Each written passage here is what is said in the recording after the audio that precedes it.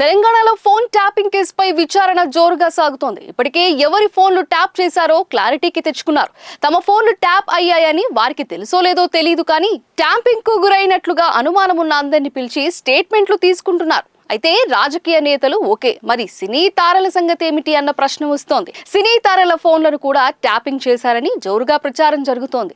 స్వయంగా PCC chief Mahesh Kumar Goud కూడా phone tapping తో సినీ తారల కుటుంబంలో చిచ్చు పెట్టారని ఆరోపించారు. ఫోన్ ట్యాపింగ్ చేసే హక్కు కేసీఆర్, కేటీఆర్ కు ఎవరిచ్చారని, ప్రైవసీని దెబ్బతీసే హక్కు ఎవరిచ్చారని ఆయన ప్రశ్నించారు.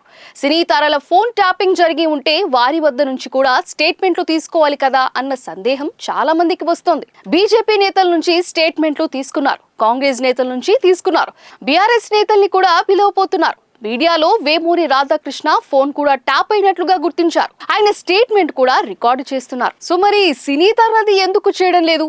ఈ విషయంలో పోలీసులు గుంబనంగా వ్యవహరిస్తున్నారని, ట్యాపింగ్ కు నెంబర్లు బట్టి వారి వద్ద సైలెంట్ గా స్టేట్మెంట్లు తీసుకుంటున్నారు. తమ ఫోన్లు ట్యాప్ అయినట్లుగా బయటకు రావద్దని వారు కోరుకున్నట్లుగా తెలుస్తోంది. అయితే సాక్ష్యాలు, వివరాలను కోర్టులో ప్రవేశపెట్టినప్పుడైనా బయటకు రావడం ఖాయమని అనుకోవచ్చు.